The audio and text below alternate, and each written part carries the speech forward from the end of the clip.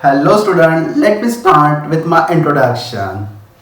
So, I am Paritosh Bobade, Masters in Physics from Symbiosis International University, Pune.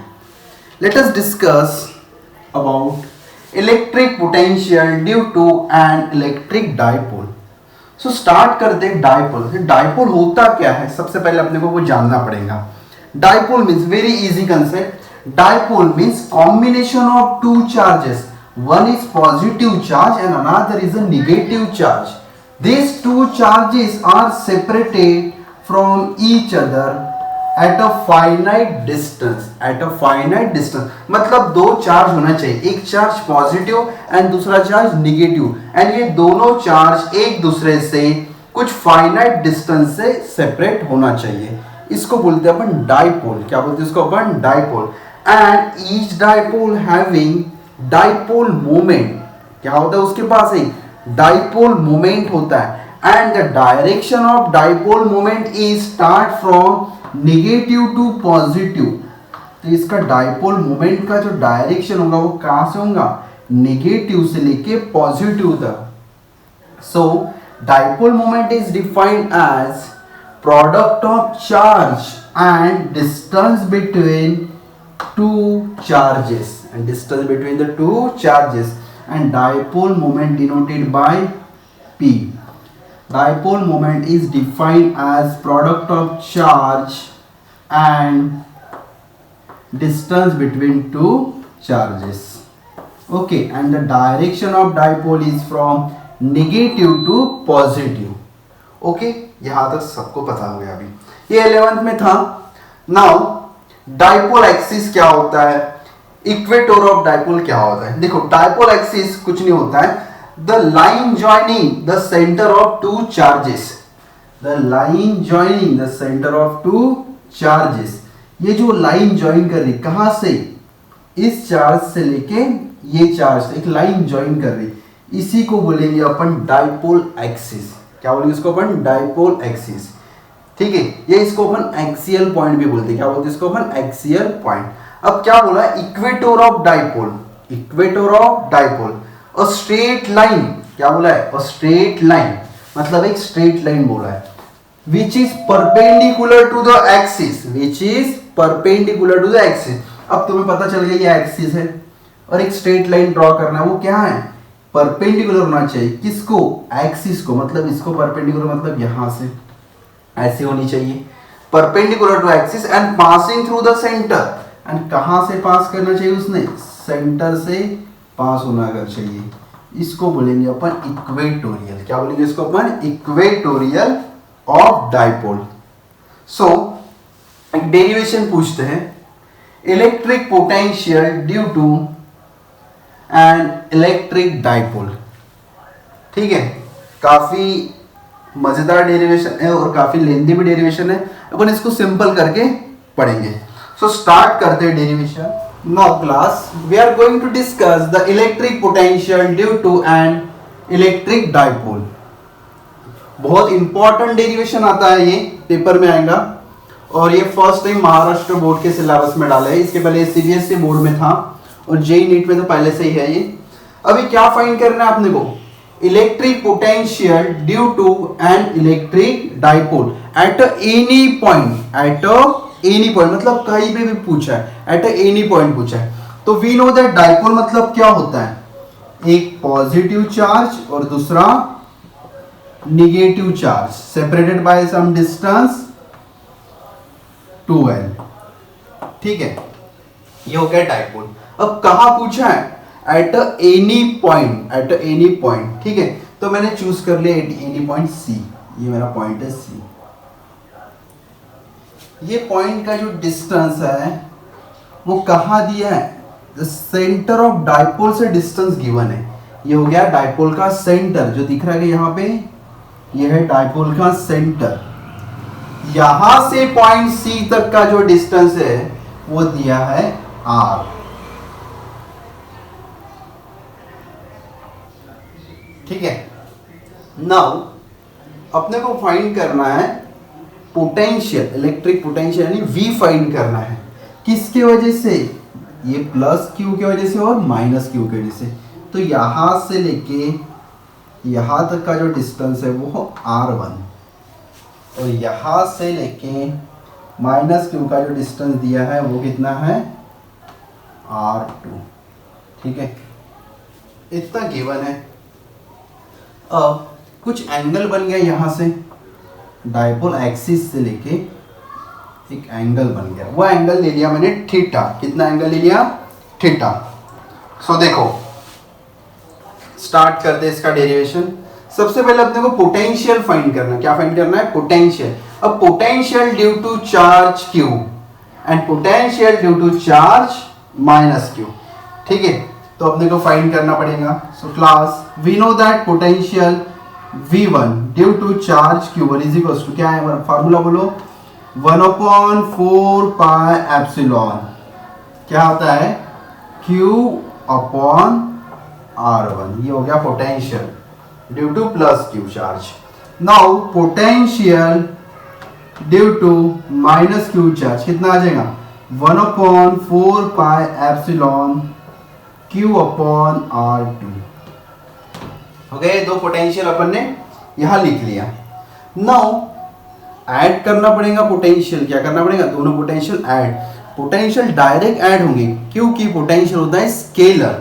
Then total potential at a point C VC equals to क्या आ जाएगा?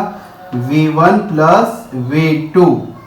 Now VC equals to बोलते जाओ 1/4 pi epsilon Q upon R1 plus Q upon R2। ये क्या आ जाएगा? ये आ जाएगा total potential VC। Now start करते इसके बाद।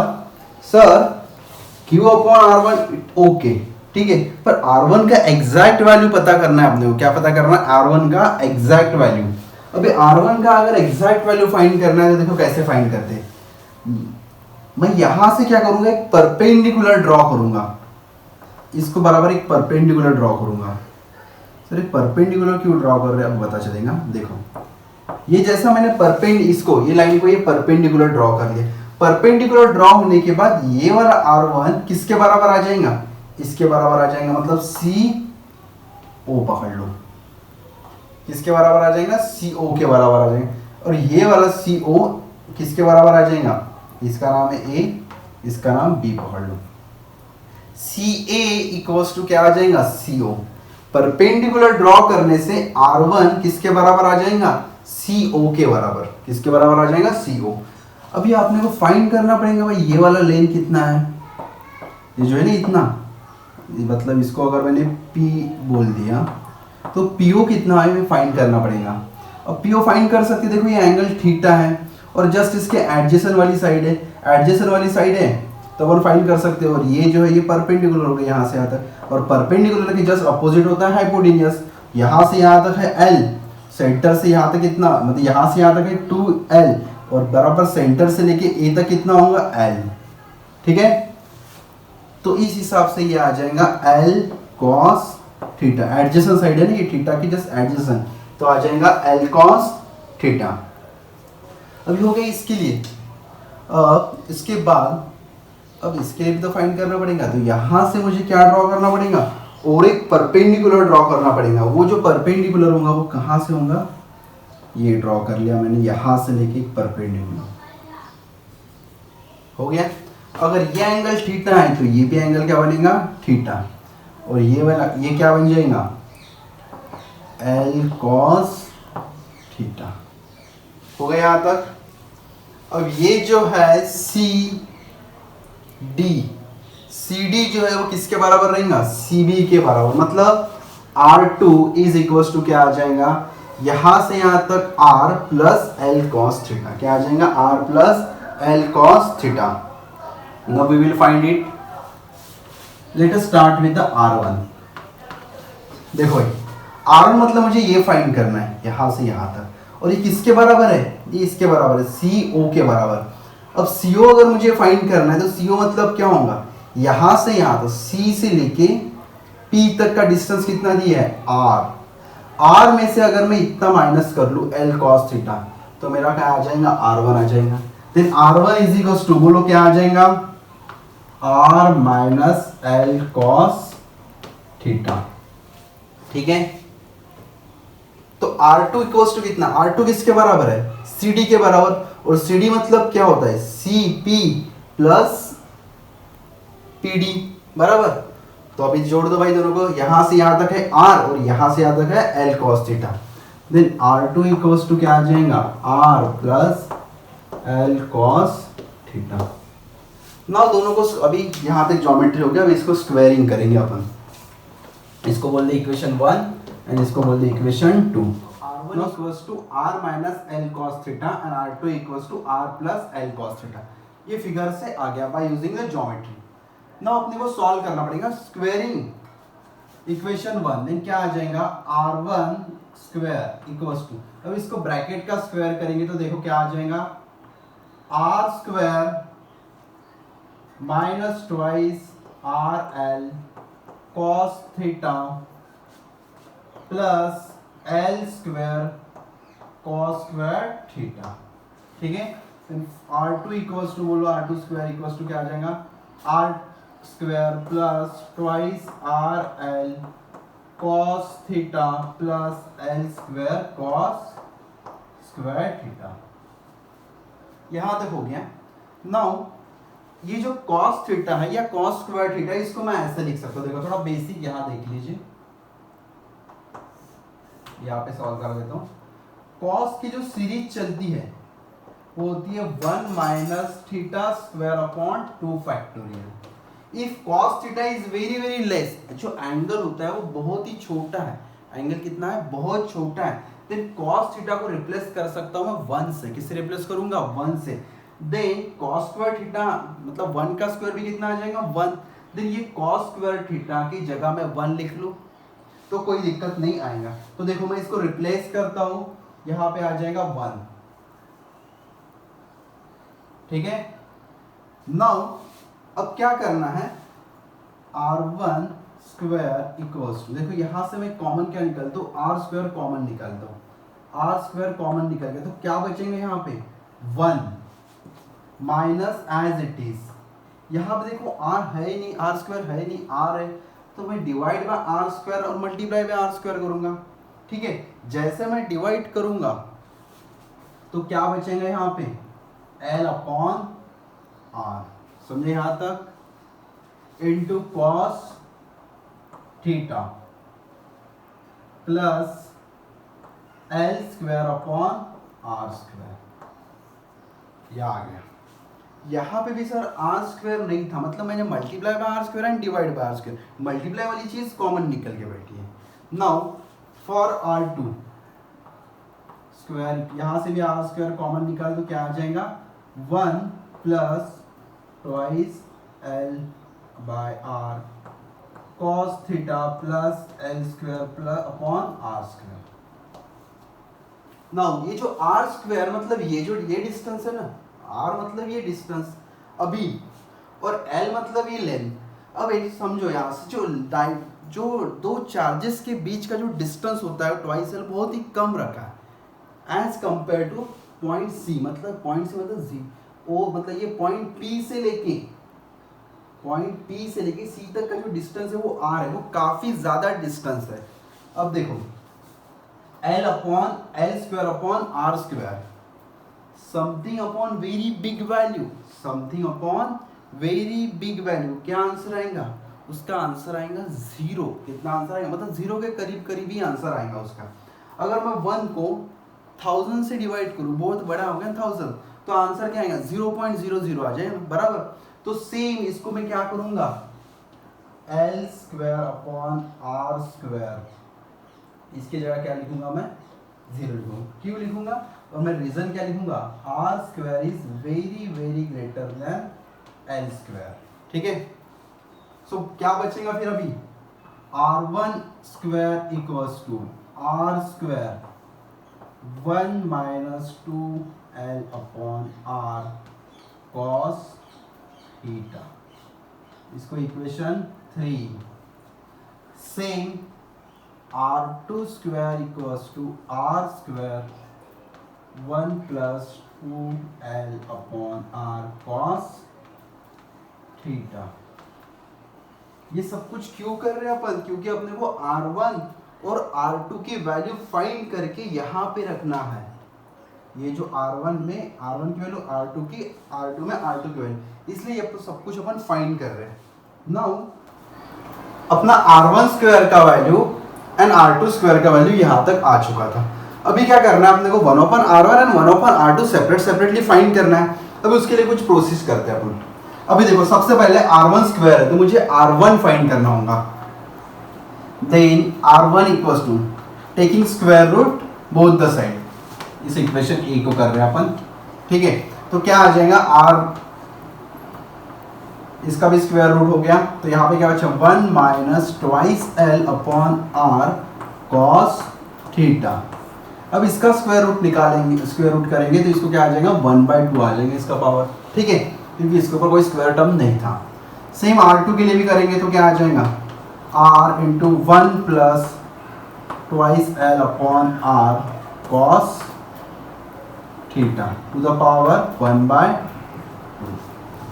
हो गया क्लास यहाँ तक ना। अभी अपने को R1 तो चाहिए, अपन 1/R1 चाहिए था, क्योंकि जो पोटेंशियल था वो कैसा आ गया था, यहाँ पे जो आया था अपना potential V equals to VC equals to क्या था 1/4 पाई एप्सिलॉन Q बराबर 1/R1 माइनस 1/R2, यहाँ तक आ गया था ना। Now we have to find the 1/R1 and 1/R2 का वैल्यू। सो अब फाइंड करने के लिए देखो इसको क्या करना पड़ेगा, रेसिप्रोकल करना पड़ेगा। क्या करना पड़ेगा इसको, रेसिप्रोकल। अब इक्वेशन B और इक्वेशन C और इक्वेशन ये D। अब इक्वेशन C को क्या करता है, देखो मैं रेसिप्रोकल करता हूँ। देन 1/R1 रेसिप्रोकल कर रहा हूँ, यहाँ पे क्या बचेगा 1/R, क्या बचेगा 1/R, और यहाँ पे 1 minus twice L upon R cos theta to the power -1/2। देखो यहाँ पावर कितना है +1/2, रेसिप्रोकल करने के बाद नीचे जाएगा तो इसका पावर क्या होगा -1/2 लिख सकता हूँ मैं, ठीक है, क्योंकि मैंने इस टर्म को रेसिप्रोकल नहीं किया, इसका बस पावर क्या लिखा, प्लस था तो माइनस कर लिया। सेम 1/R2 इक्वल्स टू, बोलो क्या आ जाएगा 1/R 1 plus twice L upon R cos theta to the power -1/2। Put this value of 1/R1 in equation number VC, ये इक्वेशन में डालना है। इक्वेशन जो भी है उसमें VC की जगह 1/R1 की जगह ये वैल्यू यहाँ पे रख दो, 1/R2 की जगह ये वैल्यू डाल दो। देखो क्या आ जाएगा, then V now with the help of binomial expansion we have to solve this. See the binomial expansion, 1 plus x whole power कितना है n, तो इसको अपन कैसे लिखते हैं 1 as it is plus as it is, जो n होता है वो x के सामने आ जाता है, इसको अपन ऐसे लिख सकते हैं। अब देखो सेम अपन इसको भी लिखने की कोशिश करेंगे, 1 मतलब 1 प्लस की जगह माइनस चलेगा। अब x के जगह क्या है यहाँ पे 12 upon r into cos theta. अब देखो इसको कैसे लिखेंगे VC Q upon 4 pi epsilon r as it is, 1 जैसा का वैसा माइनस, और ये सामने आने वाला है किसके सामने, x के सामने, x की जगह ये है और ये पूरा इसके सामने आएगा तो ये माइनस और ये माइनस क्या हो जाएगा प्लस, देन ये आ जाएगा 2 नीचे 1/2, 2 एज इट इज ये वाला L cos थीटा हो गया। इसको ब्रैकेट बना लो, माइनस जैसे का वैसा लिखो, ब्रैकेट लिख लो। फिर उसके बाद 1, ये जो माइनस सामने आ जाए 1 minus 2l upon twice r बराबर है माइनस आ जाएगा 1/2 इंटू कॉस थीटा हो गया। देन 2 गेट कैंसिल, देन क्या आ जाएगा VC equals to Q upon 4 pi epsilon r, बोलो 1 प्लस L cos थीटा। अब ये माइनस अंदर जाएगा तो ये क्या बनेगा -1 और ये क्या हो जाएगा plus L upon r cos theta हो गया। 1 - 1 गेट कैंसिल, तो क्या आ जाएगा VC is equals to Q upon 4 pi epsilon naught R. L cos theta plus L cos theta.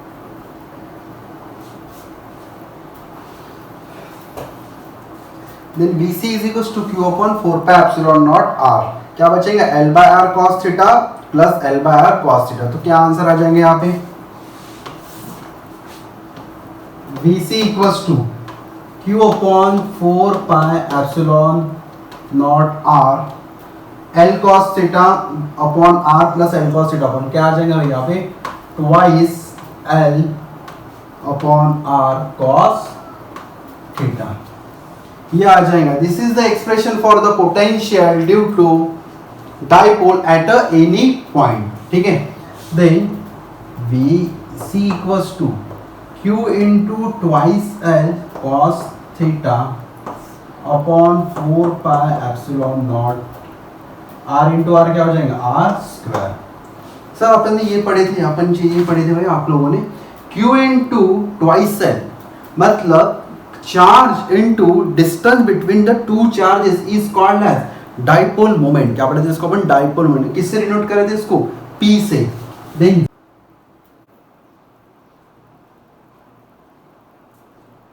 so class BC equals to Q upon 4 pi epsilon naught twice L upon R square into cos theta. ठीक है. We know that twice L into Q क्या होता है? dipole moment. P equals to Q into twice L ये होता है dipole moment. So Q into twice L की जगह क्या लिख लूँ मैं? P लिख लूँ. Then क्या आ जाएगा? P cos theta upon 4 pi epsilon naught R square. ये आ गया अपना potential at any point due to dipole.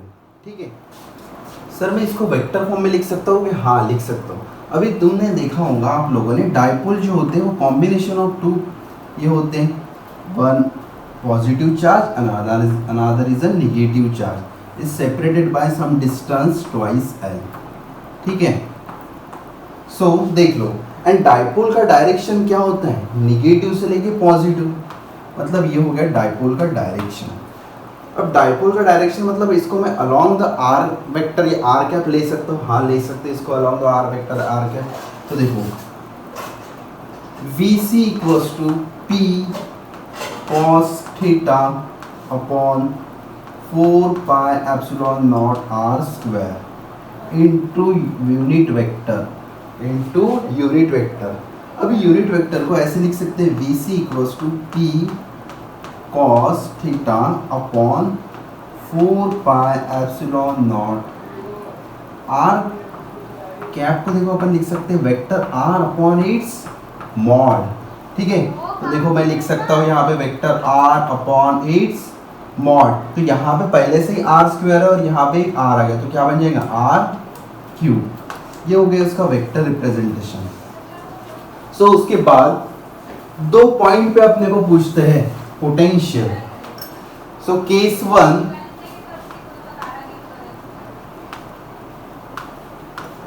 One में क्या बोला है? Potential at axial point. Axial मतलब ये था भाई, ये वाला. तो यहाँ पे जो थीटा का वैल्यू आ जाएगा वो क्या आ जाएगा? 0. क्या आ जाएगा? थीटा का value 0 at axial point theta equals to 0. क्या आ जाएगा? Theta equals to 0. देन क्या बन जाएगा? VC इक्वल्स टू देखो यहाँ पे P cos 0 upon 4 pi epsilon naught R square and cos 0 का वैल्यू क्या होता है? 1. देन VC इक्वल्स टू क्या आ जाएगा? P into 1 upon 4 pi epsilon naught R square. Case 2 में पूछा रहेगा पोटेंशियल एट इक्वेटोरियल. कहाँ पूछा रहेगा? Potential at equatorial. So case 2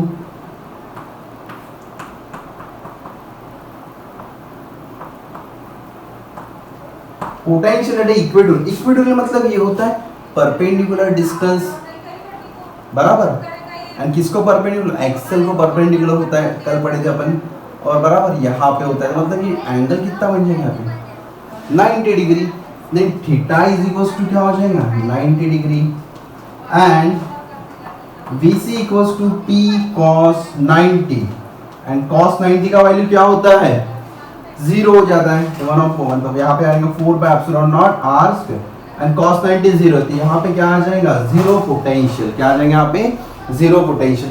तो क्लास तुमने यहाँ तक पूरा डेरिवेशन लिखना है तो आपको पूरे मार्क्स मिलेंगे। So that's it. इसके बाद अपना जो लेक्चर होगा वहाँ पे अपन पढ़ेंगे कुछ न्यूमेरिकल्स, ठीक है। So class that's it, we will meet again.